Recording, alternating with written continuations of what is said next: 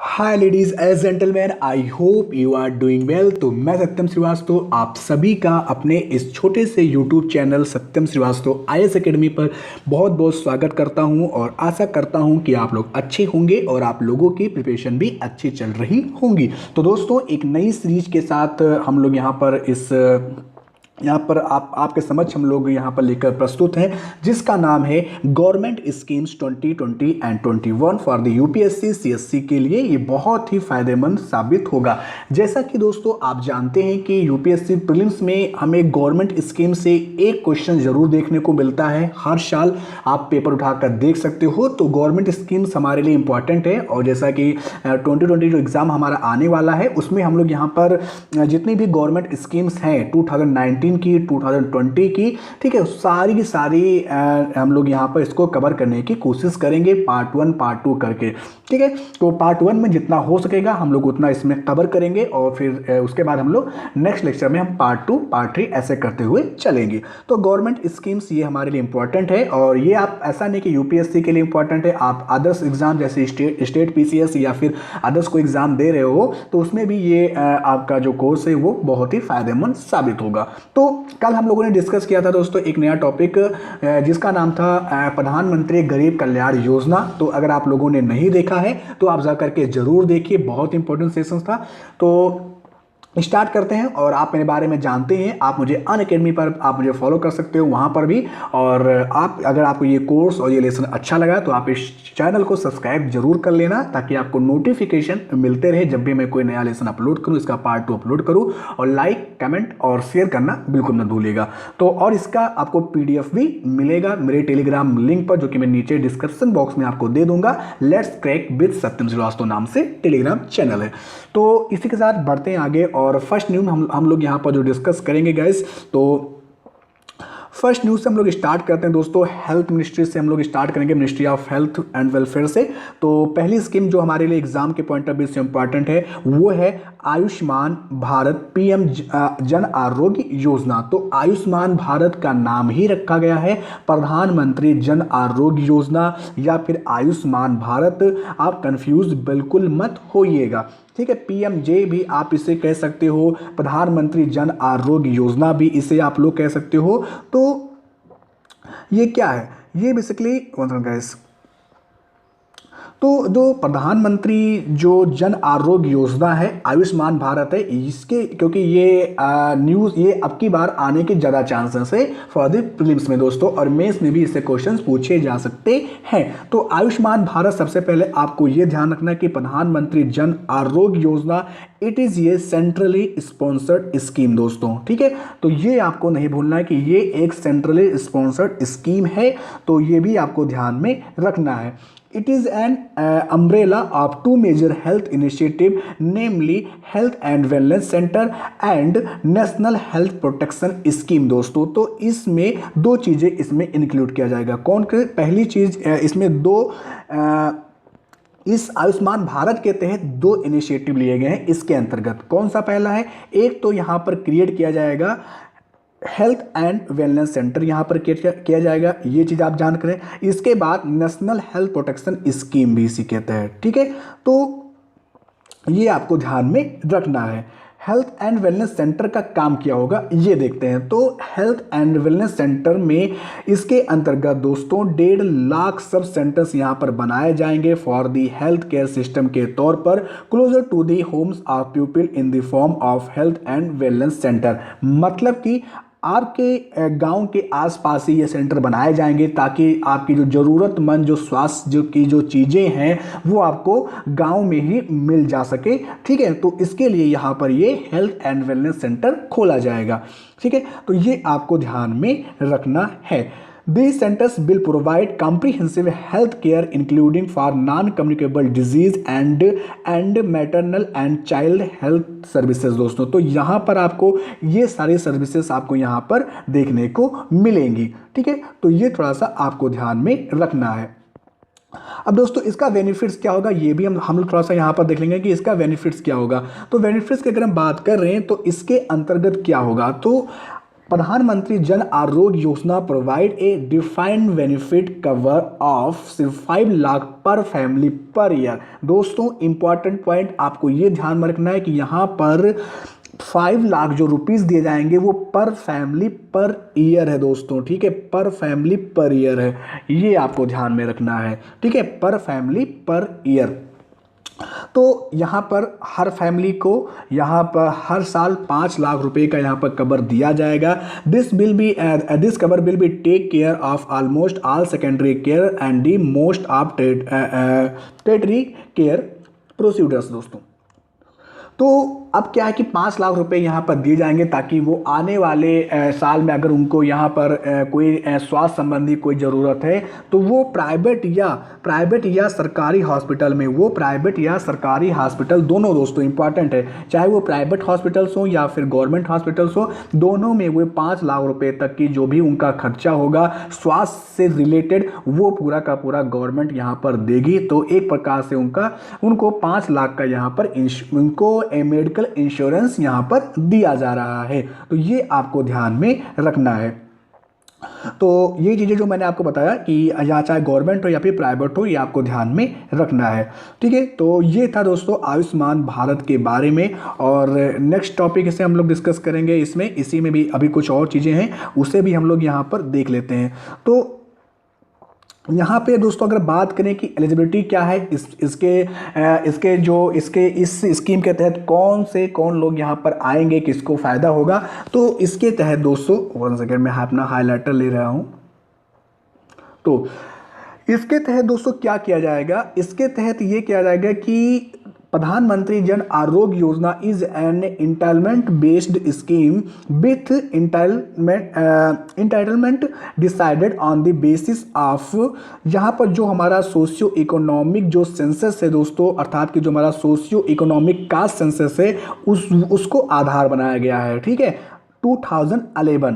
तो जो हमारी जो जनगणना है 2011 की, उसको यहाँ पर आधार बनाते हुए, और इसके जो टारगेट कितने लोग हैं यहाँ पर 10 करोड़ से जो पुअर हैं वो यहाँ पर टारगेट किए गए हैं। 10.74 करोड़ पुअर फैमिलीज़ को यहाँ पर ये फ़ायदा होने वाला है। फिर चाहे वो दोस्तों रूरल एरियाज़ में रह रहे हो या फिर वो अर्बन एरियाज़ में रह रहे हो, ये दोनों के लिए, ये नहीं कि रूरल एरियाज़ के लिए, ये रूरल के लिए भी है और अर्बन के लिए भी है। तो ये आपको ध्यान में रखना है। इसकी दोस्तों इम्प्लीमेंट एजेंसी कौन सी होगी, तो जो नोडल एजेंसी होगी जो इसके इम्प्लीमेंट करेंगे उसका होगा नेशनल हेल्थ एजेंसी।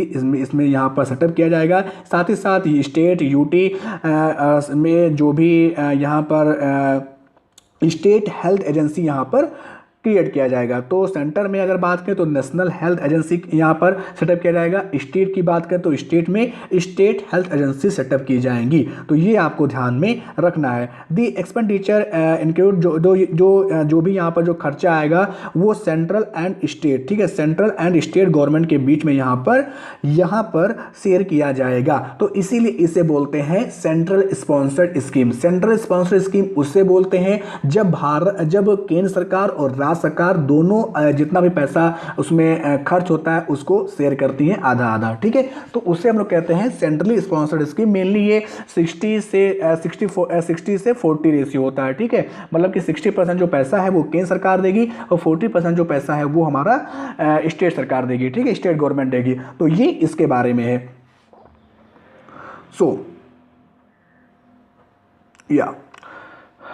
तो अब बात करते हैं दोस्तों नेक्स्ट स्कीम के बारे में। ये तो हमारा था आयुष्मान भारत के बारे में, बहुत इंपॉर्टेंट स्कीम थी। तो इसे आप लोग जरूर ध्यान में रखिएगा क्योंकि ये आने वाले समय में आपसे पूछा जा सकता है। तो प्रधानमंत्री अब नेक्स्ट जो हम यहाँ पर डिस्कस करेंगे वो है प्रधानमंत्री स्वास्थ्य सुरक्षा योजना, अर्थात की PMSSY। तो प्रधानमंत्री स्वास्थ्य सुरक्षा योजना क्या है इसे भी थोड़ा सा हम लोग डिस्कस करेंगे। तो प्रधानमंत्री स्वास्थ्य सुरक्षा योजना वाज अनाउंस्ड इन 2003। तो इसकी जो घोषणा की गई थी 2003 की ये स्कीम है with objective of correcting regional imbalances in the availability of affordable and reliable tertiary healthcare services and also to augment facilities for quality medical education in the country। तो बेसिकली जो प्रधानमंत्री जो स्वास्थ्य सुरक्षा योजना है, अगर मैं आपको सिंपल लैंग्वेज में आपको बताऊं, लेमन लैंग्वेज में आपको समझाऊं, तो दोस्तों ये इस योजना को इसलिए लाया गया था ताकि जो हेल्थ सिस्टम है, ताकि जो हेल्थ एजुकेशन है उसको प्रमोट किया जा सके, हेल्थ फैसिलिटी को यहाँ पर बढ़ाया जा सके, उसके लिए यहाँ पर लाया गया था। तो इसके अंतर्गत इसके अंतर्गत दो चीज़ें किया जाता है। पहली चीज़ किया जाता है इसके अंतर्गत यहाँ पर न्यू एम्स, यहाँ पर आप देख सकते हो लास्ट जो पॉइंट है हमारा, न्यू एम्स यहाँ पर एस्टेब्लिश किए जाते हैं। जो भी जितने भी कंट्री में हम एम्स यहाँ पर एस्टेब्लिश कर रहे हैं वो इसी स्कीम के तहत, अर्थात कि प्रधानमंत्री स्वास्थ्य सुरक्षा योजना के तहत ही सेटअप कर रहे हैं। फिर दूसरा इसके था कि जितने भी हम लोग मेडिकल कॉलेजेस बना रहे हैं जो उसके अपग्रेडेशन की बात हो रही है, ठीक है, मेडिकल कॉलेज को और आधुनिक बनाना और साथ ही साथ न्यू एम्स यहाँ पर सेटअप करना प्रधानमंत्री स्वास्थ्य सुरक्षा योजना के ये दो कंपोनेंट हैं। इसमें आपको बस इतना ही ध्यान में रखना है। आगे बढ़ते हैं। अब नेक्स्ट यहाँ पर दोस्तों इसमें बस इतना ही था, ठीक है, इसमें कुछ ज़्यादा आपको यहाँ पर जानना नहीं था। और ये प्रधानमंत्री स्वास्थ्य सुरक्षा योजना के बारे में आपको ये इतना ध्यान रखना है कि ये 2003 में यहाँ पर इस योजना को लाया गया था और ये एक सेंट्रल सेक्टर स्कीम है दोस्तों, ठीक है। तो ये सेंट्रल सेक्टर स्कीम है, साथ ही साथ यहाँ पर इसके दो कंपोनेंट है, एम्स और मेडिकल कॉलेजेस इस्टेब्लिश करना। अब दोस्तों नेक्स्ट इंपॉर्टेंट जो हमारा जो टॉपिक है वो है प्रधानमंत्री फसल बीमा योजना। ये भी हमारा इंपॉर्टेंट है दोस्तों, आने वाले एग्जाम में, चाहे आप 21 में दे रहे हो या 2020 में दे रहे हो। तो प्रधानमंत्री फसल बीमा योजना क्या है, इससे थोड़ा सा हम समझने की कोशिश करेंगे। तो प्रधानमंत्री वन सेकंड गाइस, या तो प्रधानमंत्री फसल बीमा योजना की अगर हम बात कर रहे हैं तो ये दोस्तों अप्रैल में 2016 में इस योजना को लॉन्च किया गया था। The government of India had launch प्रधानमंत्री फसल बीमा योजना। 2016 में इसकी स्थापना की, यानी कि इसको लॉन्च किया गया था। और साथ ही साथ यहाँ पर इसका एम क्या है दोस्तों कि जो भी प्रधानमंत्री जो फसल बीमा योजना के तहत यहाँ पर एक ये क्रॉप इंश्योरेंस स्कीम है, मतलब कि किसानों को यहाँ पर इंश्योरेंस दिया जाता है। तो वो जैसे कि मान लीजिए इंश्योरेंस इसलिए दिया जाता है कि कोई डिजास्टर हो जाता है, अभी आगे पढ़ेंगे कि किस किस सिचुएशन में, या फिर उनकी फसल बर्बाद हो जाती है तो उस सिचुएशन में उनको यहाँ पर उनको कुछ वित्तीय सहायता मिलती है। क्रॉप इंश्योरेंस ये स्कीम है। तो यहां पर बात करते हैं। तो दोस्तों अब इस स्कीम में जो प्रीमियम रखा गया है, आपको वो ध्यान रखना कि प्रीमियम कितना रखा गया है। 1 सेकेंड जी। तो जो प्रीमियम दोस्तों यहाँ पर रखा गया है वो अलग अलग दोस्तों हैं। जैसे कि यहाँ पर दोस्तों जो 2% जो प्रीमियम यहाँ पर रखा गया है, जो कि 2% जो है, जो भी गवर्नमेंट के द्वारा यहाँ पर जो जब इनकी क्रॉप्स मान लीजिए कोई डैमेज हो गई है, ठीक है, किसी भी कारण की, चाहे वो प्राकृतिक आपदा हो या फिर वो मानवीय आपदा हो, दोनों को इसमें इंक्लूड किया गया है। तो उसमें क्या है कि उसमें 2% जो यहाँ पर जो पैसा यहाँ पर दिया जाएगा वो पहले किसान के द्वारा इसमें इस बीमा योजना में दिया जाएगा। 2% दिया जाएगा किसके लिए? खरीफ क्रॉप्स के लिए। ये आपको ध्यान में रखना है, ठीक है। खरीफ क्रॉप्स के लिए यहाँ पर 2% किसान को देना पड़ेगा, ठीक है। फिर इसके साथ साथ जो रबी क्रॉप्स है उसके लिए यहाँ पर 1.5% यहाँ पर रखा गया है। इसके साथ यहाँ पर जो यहाँ पर कॉमर्शियल और हॉर्टिकल्चर जो क्रॉप्स होती हैं उनको यहाँ पर 5% यहाँ पर रखा गया है। तो ये 3 क्रॉप्स आपको ध्यान में रखना है जो कि फार्मर्स को यहाँ पर पे करना है इस बीमा के तहत। जो मतलब कि आप मान लीजिए जब आप कोई बीमा करवाते हो तो आपको कुछ इनकम देना पड़ता है, फिर बाद में आपको उसका फ़ायदा आपको बाद में होता है। तो ये उसी तरह कैसा है कि 2% जो यहाँ पर पैसा है वो किसान खरीफ क्रॉप्स के लिए है जो कि देंगे, और 1.5% जो है वो रबी क्रॉप्स के लिए है, और 5% जो है वो हॉर्टिकल्चर और क्रॉप्स के लिए है। तो ये आपको ध्यान में रखना है। differences between premium and the rate of insurance charges payable by farmers is provided as subsidy and shared equally by the center and state। तो यहाँ पर जो इनका जो प्रीमियम होगा और जो यहाँ पर रेट इंश्योरेंस होगा यहाँ पर जो कि फार्मर्स के द्वारा यहाँ पर दिया जा रहा है, वो उनको यहाँ पर आप कह सकते हो कि सब्सिडी के तौर पर उनको यहाँ पर मिलेगा, और जो कि सेंटर और स्टेट दोनों में ये इक्वली यहाँ पर शेयर किया जाएगा। तो प्रधानमंत्री जो फसल बीमा योजना है, ये यहाँ पर पहले किसानों को अपने कुछ जो पैसे हैं वो जमा करने पड़ेंगे इस बीमा के तहत। उसके बाद अगर मान लीजिए अभी आगे हम लोग डिस्कस कर रहे हैं, 1 सेकेंड, या ठीक है। तो अब the scheme is mandatory for farmers who have taken institutional loans from banks, it's optional for farmers who have not taken institutional credit. दोस्तों, तो ये उनके लिए आवश्यक है जिन्होंने यहाँ पर बैंक से लोन ले रखा है। साथ ही साथ उनके लिए भी ऑप्शनल है जो कि अभी किसी भी इंस्टीट्यूशनल से कोई लोन या वगैरह यहाँ पर नहीं लिए हैं, उनके लिए ऑप्शनल है, वो भी इसको ज्वाइन कर सकते हैं। इसका उद्देश्य क्या है, ये हमारे प्रीलिम्स के पॉइंट ऑफ व्यू से इंपॉर्टेंट है। इसका जो उद्देश्य है वो है कि providing financial support to farmers suffering crops loss damages arising out of unforeseen event. दोस्तों, इसके साथ साथ दूसरा उद्देश्य क्या है, stabilising the income of farmers to ensure their continuance in farming. फिर इसके साथ यहाँ पर फार्मर्स को इनकरेज करना है to adopt initiative and modern agriculture practices to ensure flow of credit to the agriculture sector. तो ये कुछ उद्देश्य है जो कि आपको ध्यान में रखना है।